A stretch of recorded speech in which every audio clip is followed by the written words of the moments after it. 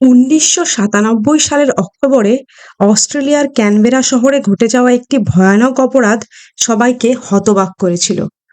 জো সিন্ট নামে এক তরুণ তার বাড়িতে মৃত অবস্থায় পাওয়া গেলেন, একটি পরিকল্পিত এবং নিষ্ঠুর হত্যার শিকার হয়ে।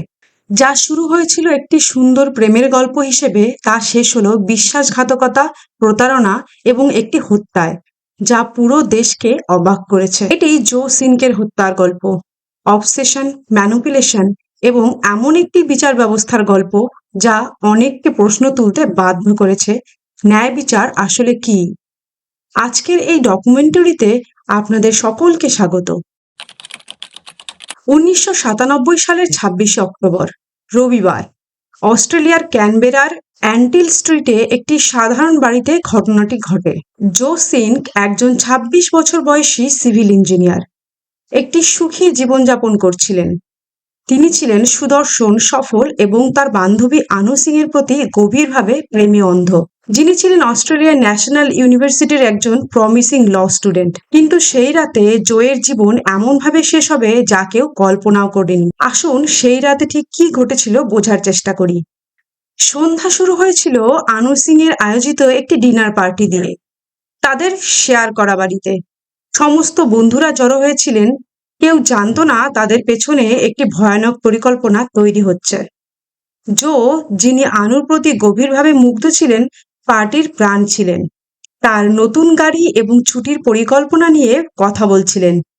কিন্তু কেউ জানতো না, কিছু বন্ধু ছাড়া আনুর একটি পরিকল্পনা ছিল, একটি পরিকল্পনা যা দিনের পর দিন, এমনকি সপ্তাহ ধরে তৈরি হয়েছিল। অতিথিরা আসার আগে আনু কিছু বন্ধুকে সতর্ক করেছিলেন, একটি ক্রাইম ঘটতে চলেছে। অবাক করার বিষয়ে কেউ তাকে গুরুত্বের সঙ্গে নেয়নি।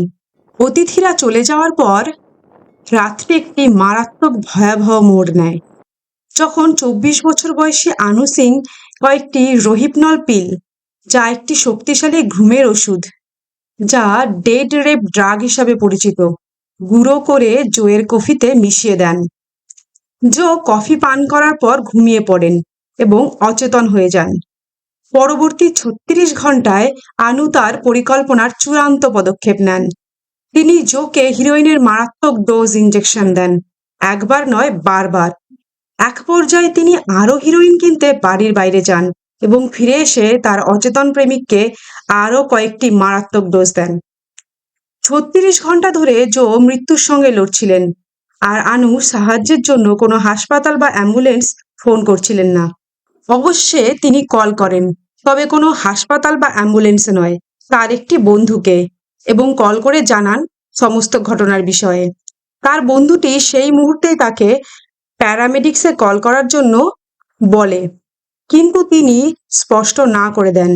তখন তার সেই বন্ধুটি তাকে ভয় দেখায় যে এর পরিণতি খুবই খারাপ হতে পারে, জোয়ের মৃত্যুর জন্য তাকে শাস্তি ভোগ করতে হতে পারে।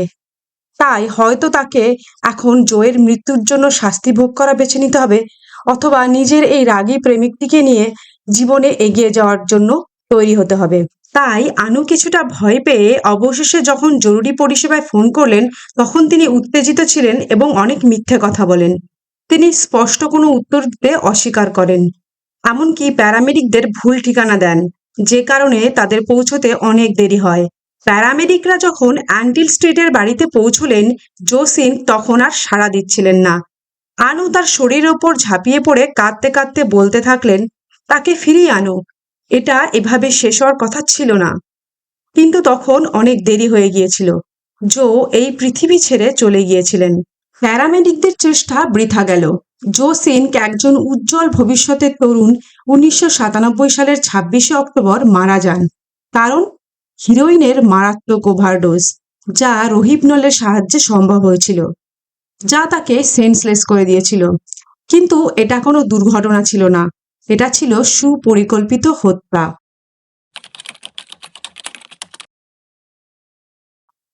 জো সিনক কেন হত্যার শিকার হলেন তা বোঝার জন্য আমাদের আনু সিং এর দিকে তাকাতে হবে। এই ট্র্যাজেডির কেন্দ্রীয় চরিত্র। আনু ছিলেন ২৪ বছর বয়সী আইনের ছাত্রী, বুদ্ধিমান, আকর্ষণীয় এবং সুন্দরী হিসাবে পরিচিত। তার চকচকে বাহ্যিকতার নিচে ভেতরে ভেতরে তিনি ভেঙে পড়েছিলেন। আনু তার শরীরের চেহারা নিয়ে অবসেসড হয়ে পড়েছিলেন। ভাবতেন তিনি একটি পেশিক্ষয় রোগে ভুগছেন, যদিও চিকিৎসা প্রমাণ ছিল না। তিনি আইপেকাক নামক একটি ওষুধ নিতেন এবং তার মানসিক স্বাস্থ্য খারাপ হচ্ছিল। বন্ধুরা লক্ষ্য করছিলেন তার মাথা দিন দিন বিগড়ে যাচ্ছিল এবং জোয়ের প্রতি তার নিয়ন্ত্রণমূলক আচরণ। জো এবং আনু 1995 সালে নিউ ক্যাসেলে প্রথম দেখা করেন এবং তাদের সম্পর্ক দ্রুত তৈরি হয়। জো একটি মধ্যবিত্ত ইতালিয়ান অস্ট্রেলিয়ান পরিবারের সিভিল ইঞ্জিনিয়ার আনুর প্রেমে পড়েছিলেন। আনু যখন আইনের পড়াশোনার জন্য ক্যানবেরায় চলে যান, জো প্রতি সপ্তাহান্তে তার সঙ্গে দেখা করতে যেতেন, আনুর অস্থির আচরণের জন্য উদ্বিগ্ন হয়ে। জোর বাবা মা মারিয়া এবং নিকো সিনক আনুর অস্থিরতা লক্ষ্য করেছিলেন এবং জোকে তার স্বভাব সম্পর্কে সতর্ক করেছিলেন। জো তার প্রেম এবং পরিবারের উদ্বেগের মধ্যে দ্বিধায় পড়ে বলেছিলেন, আমি তোমাদের ভালোবাসি, কিন্তু তাকেও আমার প্রয়োজন। জোকে হত্যার আনুর পরিকল্পনা হঠাৎ সিদ্ধান্ত ছিল না, এটি ছিল সুপরিকল্পিত। 26শে অক্টোবরের আগে তিনি মোট 2টি ডিনার পার্টির আয়োজন করেছিলেন, দুটি তার ঘনিষ্ঠ বন্ধু মাধবী রাওয়ের সাহায্যে। প্রথম পার্টিতে আনু খোলাখুলি অতিথিদের বলেছিলেন যে একটি অপরাধ ঘটতে চলেছে। সবাইকে জানিয়েছিলেন জো এবং তার মধ্যে একটা আত্মহত্যার চুক্তি হয়েছে। অবাক করার বিষয়, বেশ কয়েকজন অতিথি তাদের উদ্দেশ্য জানতেন, কিন্তু তারা এটিকে মনোযোগ আকর্ষণের চেষ্টা বা বিভ্রান্তি হিসাবে উড়িয়ে দিয়েছিলেন। কেউ জো বা পুলিশকে সতর্ক করেননি। প্রথম দিনের ডিনার পার্টিতে জোকে রোহিপনল এবং ড্রাগ দুটোই দেওয়া হয়, কিন্তু তা তিনি সহ্য করে বেঁচে যান। হত্যার রাতে দ্বিতীয় পার্টিতে আনু তার সতর্কবার্তা পুনরাবৃত্তি করেছিলেন, তবুও তার বন্ধুরা কিছুই করেননি।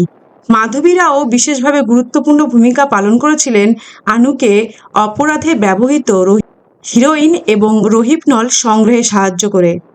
আনু পরে দাবি করেছিলেন যে তিনি বিশ্বাস করেছিলেন জো তার সঙ্গে আত্মহত্যার চুক্তিতে আবদ্ধ হয়ে মরতে চেয়েছিল, আর এই দাবিকে জোয়ের পরিবার এবং অনেকে হাস্যকর মনে করেছিলেন। তার ডিফেন্স লয়ার তার মানসিক অবস্থার উপর জোর দিয়েছিলেন, বর্ডারলাইন পার্সোনালিটি ডিসঅর্ডার এবং সাইকোটিক ডিপ্রেশনের উল্লেখ করে। তিনি দাবি করেছিলেন যে আনু মানসিক অসুস্থতার কারণে সঠিক এবং ভুলের পার্থক্য করতে পারেনি, কিন্তু প্রসিকিউটররা যুক্তি দিয়েছিলেন যে আনু পুরোপুরি সচেতন ছিলেন, কারণ তার কাজগুলো সবই পূর্ব পরিকল্পিত ছিল। কিন্তু একটা প্রশ্ন থেকেই যায়, এত মানুষ সবটা জানার পরেও কেউ কোনো স্টেপ নেননি কেন? কেন তারা পুলিশকে জানাননি, বা কেনই বা তারা আনুকে আটকানোর চেষ্টা করেননি?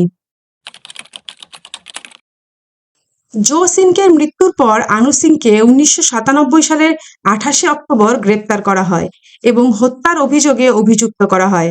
মাধবী রাওয়ের বিরুদ্ধে হত্যার ষড়যন্ত্রে অভিযোগ আনা হয়, কারণ তিনি ওষুধ সংগ্রহে সাহায্য করেছিলেন, কিন্তু নিজে হত্যায় ইনভলভ হননি। প্রথম যৌথ বিচার প্রমাণের সমস্যার কারণে বাতিল হয়ে যায়, যার ফলে আলাদা আলাদা বিচার হয়। আনু চালাকি করে শুধুমাত্র বিচারকের সামনে বিচার বেছে নেয়, এড়িয়ে যান জুরি, কারণ তার মনে হয়েছিল জুরি তার প্রতি সহানুভূতিশীল নাও হতে পারে। আনুর ডিফেন্স লয়ার তার মানসিক অবস্থার উপর নির্ভর করেছিলেন এবং দাবি করেন যে আনু মানসিকভাবে অসুস্থ। মনোবিদরা তার বর্ডারলাইন পার্সোনালিটি ডিসঅর্ডার এবং বিভ্রান্তির বিষয়ে সাক্ষ্য দিয়েছিলেন, যার মধ্যে এটাও বলা হয়েছিল যে আনু বিশ্বাস করতেন যে তিনি মরে যাচ্ছেন। প্রসিকিউশন যুক্তি দিয়েছিলেন যে আনু তার কাজ সম্পর্কে পুরোপুরি সচেতন ছিলেন। তার পরিকল্পিত পদক্ষেপগুলি ছিল হিরোইন কেনা, অ্যাম্বুলেন্সকে কল না করা এবং ভুল ঠিকানা দেওয়া। 1999 সালে 23শে এপ্রিল বিচারক কেন ক্রিপসন আনুকে হত্যার পরিবর্তে ম্যানস্লটারে দোষী সাব্যস্ত করেন।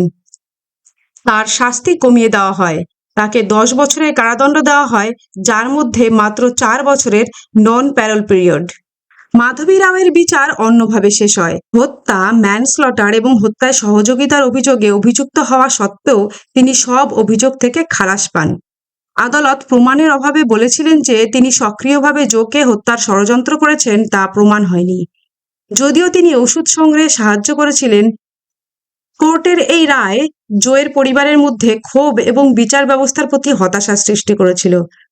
জোয়ের বাবা মা বলেছিলেন তারা কখনোই আনুকে ক্ষমা করবেন না, এবং পরিবারের সকলে বলেছিলেন যে বিচার ব্যবস্থা তাদের ছেলেকে ন্যায় বিচার দিতে ব্যর্থ হয়েছে। আনু সিং 2001 সালের অক্টোবরে প্যারোলে মুক্তি পান, মাত্র 4 বছর কারাভোগের পর। আনু মুক্তির পর তার আইনের ডিগ্রি সম্পন্ন করেন এবং ক্রিমিনোলজিতে পিএইচডি অর্জন করেন। অফেন্ডিং উইমেন নামে একটি বইও প্রকাশ করেন। এদিকে জোয়ের পরিবার শোক এবং অমীমাংসিত ন্যায়বিচারের অনুভূতির সঙ্গে লড়াই করে বেঁচেছিলেন। এই মামলাটির উপর হেলেন গার্নারের বিখ্যাত বই জো সিনকের কনসোলেশন লেখা হয় এবং 2016 সালে এই কেসের ওপর একটি সিনেমাও তৈরি করা হয়, যা ট্র্যাজেডির প্রতি নতুন করে সকলের মনোযোগ আকর্ষণ করেছিল। কিন্তু অনেকের জন্য প্রশ্নটি থেকে যায়, ন্যায় বিচার কি সত্যিই পাওয়া গিয়েছিল? জো সিনকের হত্যা অস্ট্রেলিয়ার সবচেয়ে ভয়াবহ মামলাগুলির মধ্যে একটি হিসাবে রয়ে গেছে, যা ম্যানিপুলেশন, নিষ্ক্রিয়তা এবং ত্রুটিপূর্ণ ন্যায় ব্যবস্থার বিধ্বংসী পরিণতি। জো সিনকের হত্যার মামলার এই বিশ্লেষণমূলক ভিডিওটি দেখার জন্য ধন্যবাদ। যদি এই গল্প আপনার অন্তরাত্মাকে স্পর্শ করে থাকে তাহলে লাইক করুন, সাবস্ক্রাইব করুন এবং নিচে মন্তব্য শেয়ার করুন। আপনি কি মনে করেন, বিচার ব্যবস্থা কি জো সিনকের প্রতি ব্যর্থ হয়েছে? আরও সত্য অপরাধের গল্পের জন্য আমাদের সঙ্গে থাকুন, যা মানুষের স্বভাবের জটিলতা এবং ন্যায় বিচারের সন্ধান উন্মোচন করে।